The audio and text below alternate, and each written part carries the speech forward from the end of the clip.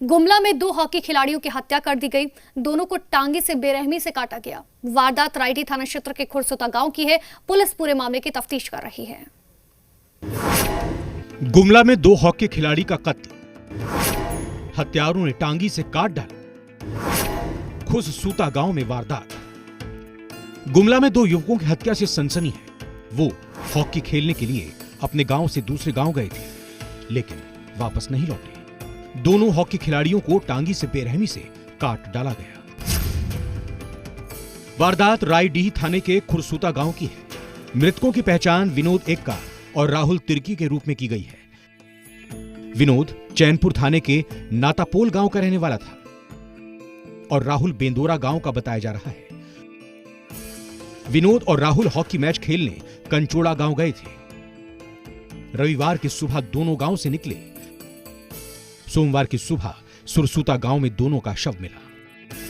सुबह में हत्या का मिला, सूचना मिला जी।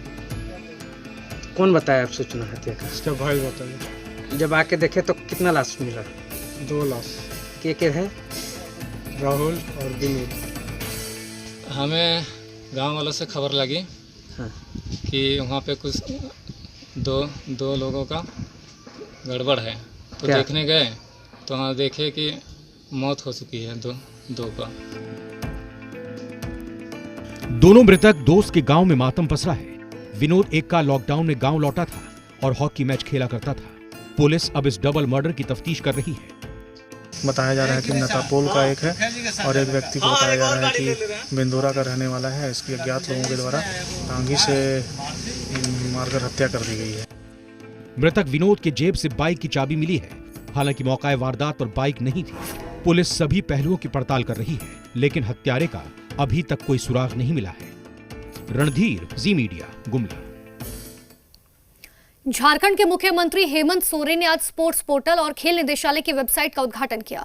इस पोर्टल और वेबसाइट पर स्पोर्ट्स से जुड़ी सभी जानकारी रहेगी। खिलाड़ी, खेल coach, training centre, sports activity, panchayat से लेकर राज्य स्तर तक के खेल से जुड़ी हुई हर जानकारी, खेल से जुड़े हुए सारे इंफ्रास्ट्रक्चर भी इस साइट पर मौजूद रहेंगे। इस मौके पर सीएम हेमंत सोरेन ने कहा कि बहुत जल्द खिलाड़ियों को भी सीधी नियुक्ति की जाएगी। महीने भर के अंदर ही कराटे खिलाड़ी विमला मुंडा समेत कुल 32 खिलाड़ी को राज्य सरकार सीधी नियुक्ति का लाभ देगी। मुख्यमंत्री ने कहा कि राज्य में खेल की इतनी प्रतिभा होने के बावजूद खिलाड़ी को सम्मान न मिलना सरकार के लिए शर्म की बात है।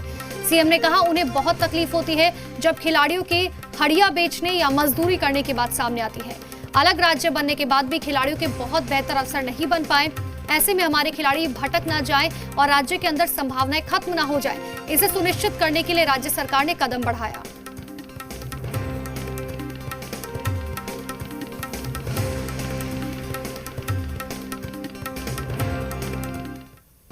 ये तो हर्ष का दिन है ही कि आज हम लोग खिलाड़ियों के लिए एक नई और उनके बेहतर भविष्य को लेकर एक नई प्रोग्राम लॉन्च कर रहे हैं। हमारे कहाँ पे सेंटर ऑफ एक्सीलेंसेस चल रहे हैं या प्रपोज्ड है, रेजिडेंशियल सेंटर कहाँ है, डे बोर्डिंग कहाँ है, साझा के रेजिडेंशियल सेंटर कहाँ है और क्रीड़ा किसलय केंद्र सर कहाँ पर है, उसकी जानकारी है सर। हमारे इंफ्रास्ट्रक्चर की सर और इंफ्रास्ट्रक्चर की बुकिंग की कई बार सर कई तरह के कार्यक्रमों राजनीतिक या सामाजिक के लिए स्टेडियम्स की बुकिंग की कही जाती है या अंतर्राष्ट्रीय, राष्ट्रीय और राजकीय स्तर के सर खेल समारोह के लिए भी, तो उसकी बुकिंग का भी सर। झारखंड उपचुनाव को लेकर राज्य की सियासत खूब गरमाई हुई है। दुमका और बेरमो को जीतने के लिए सियासी दल एड़ी चोटी का जोर लगा रहे हैं। प्रचार के हर साधन से मतदाताओं को अपने पक्ष में वोट देने के लिए मनाया जा रहा है। जहां महागठबंधन के घटक दल जेएमएम और कांग्रेस दोनों सीटों पर जीत के लिए आश्वस्त दिखाई दे रही है, दूसरी तरफ बीजेपी अपनी जीत सुनिश्चित करने के लिए मैदान में पसीना बहा रही है और इन सियासी दलों के बीच जुबानी वार पलटवार भी खूब हो रहा है। ये दुमका के दंगल की खूब तैयारी, बेरमो में भी होगी टक्कर भारी। उपचुनाव की उल्टी गिनती जारी। दुमका और बेरमो में होने वाले उपचुनाव को जीतने के लिए सियासी दलों में कांटे की टक्कर चल रही है। जुबानी हमलों के जरिए एक दूसरे को आंकने की कोशिश की जा रही है। जहां जेएमएम और कांग्रेस को उम्मीद है कि जनता एक बार फिर उन पर भरोसा जताएगी, तो वहीं बीजेपी इन दोनों सीटों को अपने कब्जे में लाकर विरोधियों से 2019 के विधानसभा चुनाव की हार का बदला लेने की कोशिश में है। लिहाजा झारखंड बीजेपी के बड़े नेताओं को चुनावी क्षेत्र में आने जाने का सिलसिला जारी है। बेरमो में बीजेपी के राष्ट्रीय उपाध्यक्ष रघुवर दास मोर्चा संभाले हुए हैं और लोगों को बीजेपी के पक्ष में कायल करने की कोशिश कर रहे हैं। रघुवर दास के मुताबिक सोरेन सरकार के 9 महीने के कार्यकाल को देखकर जनता पछता रही है। जनता को ठगने का एहसास हो गया है। लिहाजा इस चुनाव के बहाने जनता परिवर्तन चाहती है। ये जो गलतफहमियां दुष्प्रचार करके कुछ स्वार्थी राजनीतिक दल और कुछ स्वार्थी तत्व के लोग जो गलतफहमियां पैदा की थी, उस गलतफहमियों से जनता निकल रही है और उन्हें महसूस हो रहा, हमसे गलती हो गई। आप भी महसूस कर रहे हैं, क्षेत्र में जानते होंगे तो आपको भी जनता कहती होगी कि हम लोग से भारी गलती हो। वहीं बेरमो उपचुनाव को लेकर कांग्रेस भी ढिलाई बरतने के मूड में नहीं है। पार्टी की ओर से प्रदेश अध्यक्ष रामेश्वर उरांव, स्वास्थ्य मंत्री बन्ना गुप्ता, प्रदीप यादव, राजेश ठाकुर, आलमगीर आलम ने भी जंग की कमान संभाल ली है और जुबानी हमले भी शुरू कर दिए हैं। कांग्रेस ने रघुवर दास पर हमला बोलते हुए कहा कि जो अपनी विधायकी नहीं बचा पाए वो हेमंत सरकार पर कटाक्ष कर रहे हैं। कि आप नालायक थे, निकाल के बाहर फेंक दिया, उनको एमएलए में नहीं बनाया। आप देखते नहीं है, दुनिया देख रही है ना भाई, उनको एमएलए तक नहीं बनने दिया। जनता सब देखती है, जनता बहुत होशियार है। मैंने अगर हेमंत जी पर कटाक्ष कर रहे हैं तो मैं कह रहा हूं कि वो तो एमएलए पहले भी थे, एमएलए हैं भी, मुख्यमंत्री हुए हैं एमएलए बन करके और फिर भविष्य में भी रहेंगे। बोकारो के बेरमो विधानसभा सीट पर उपचुनाव 3 नवंबर को होना है। उपचुनाव में पैसे और शराब के खेल को रोकने के करीब 10 चेकपोस्ट बनाए गए हैं। साथ ही 10 मजिस्ट्रेट की तैनाती पुलिस जवानों के साथ की गई है। बेरमो विधानसभा उपचुनाव को लेकर के बेरमो विधानसभा जो है क्षेत्र है, उसमें करीब 10 चेकपोस्ट बनाया गया है और 10 चेकपोस्ट में जो है दिन के उजाले में जांच तो की जाती है, लेकिन रात में क्या स्थिति है आइए हम आपको दिखाते हैं। ये बोकारो चंद्रपुरा को जोड़ने वाली सड़क है और ये जो है बेरमो विधानसभा क्षेत्र में आता है। दिन के उजाले में यहाँ जांच होती है, लेकिन रात में आप देख सकते हैं ना मजिस्ट्रेट है ना पुलिस के जवान मौजूद है। तो ऐसे में कह सकते हैं कि दिन में तो जांच होती है, लेकिन रात में क्या स्थिति है ये आप खुद अंदाजा लगा सकते हैं। मृत्युंजय मिश्रा, जी मीडिया, बोकारो। बीजेपी के प्रदेश अध्यक्ष दीपक प्रकाश के नेतृत्व में झारखंड बीजेपी का एक प्रतिनिधिमंडल ने राज्यपाल से मुलाकात की। राज्य में गिरती कानून व्यवस्था को लेकर एक ज्ञापन सौंपा और राज्य सरकार पर जमकर निशाना साधा, जिस पर जेएमएम ने भी पलटवार किया। झारखंड में 2 सीटों पर उपचुनाव से पहले लॉ एंड ऑर्डर सियासी मुद्दा बन गया है। सोमवार को झारखंड बीजेपी का एक प्रतिनिधिमंडल राज्यपाल द्रौपदी मुर्मू से मुलाकात की। बीजेपी प्रदेश अध्यक्ष दीपक प्रकाश के नेतृत्व में प्रतिनिधिमंडल ने अपनी बात राज्यपाल से रखी और राज्य में गिरती कानून व्यवस्था को लेकर ज्ञापन सौंपा। दीपक प्रकाश के साथ प्रदेश मंत्री आदित्य साहू और रांची मेयर आशा लकड़ा भी मौजूद रहे। दीपक प्रकाश ने राज्य सरकार को हर मोर्चे पर विफल बताया। आए दिन हत्याएं हो रही हैं। सरकार अपनी नाकामी को छिपाकर सिर्फ जीएसटी के नाम पर और कोरोना के नाम पर विलाप कर रही है। ये सरकार राज्य के बजट का 20% भी खर्च नहीं कर पाई है।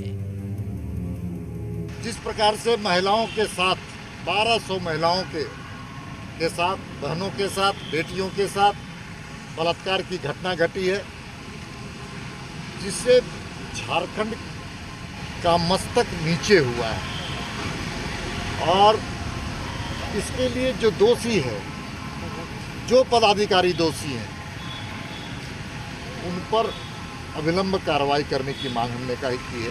53 हमारा पार्षद है, 2 राज्यसभा के सांसद है, एक लोकसभा के सांसद है, ऐसे तमाम 4 विधायक हैं। इतने जनप्रतिनिधियों के जो मान सम्मान को आपने ठेस दिया है। मैं इतना ही कहूँगी कि जो नगर निगम का, नगर पालिका के आयुक्त है वो गैर जिम्मेदाराना है। वो समझ ही नहीं पा रहे हैं कि नगर निगम का अधिनियम को फॉलो नहीं कर रहे हैं। जो सरकार कह रही है, सरकार के तरफ से एक कठपुतली की तरह काम कर रहे हैं। वो कानून से बड़ा कोई नहीं है। झारखंड में कानून व्यवस्था को लेकर एक तरफ बीजेपी सरकार को घेरने में जुटी है, वहीं दूसरी तरफ सत्ता पक्ष जेएमएम बीजेपी को पहले अपने गिरेबान में झांकने की नसीहत दे रहा है। बीजेपी पर तंज कसते हुए जेएमएम महासचिव विनोद पांडे ने कहा कि बीजेपी अभी तक एहसास नहीं कर पा रही है कि जनता ने उसे विपक्ष में बैठने का जनादेश दिया है। उन्होंने कहा कि हरकतें ऐसी रही तो आगे विपक्ष में बैठने के लायक भी नहीं रहेंगे।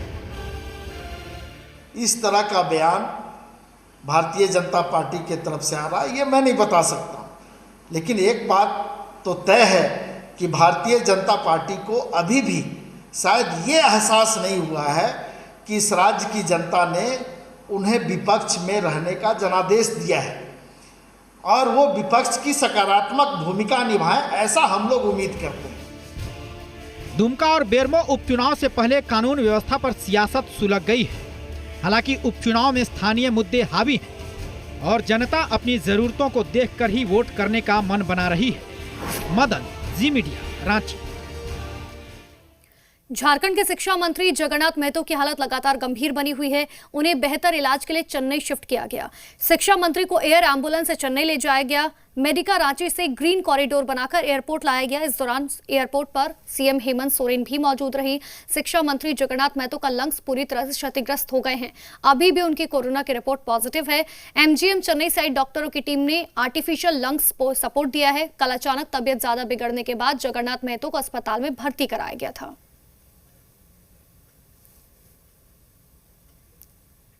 आज अंतोगत्वा बहुत प्रयास करने के उपरांत भाई जगन्नाथ महतो जी को हम लोग चेन्नई भेज पाने में सफल हो गए। इसमें वहां से आए डॉक्टरों की बहुत बड़ी भूमिका रही।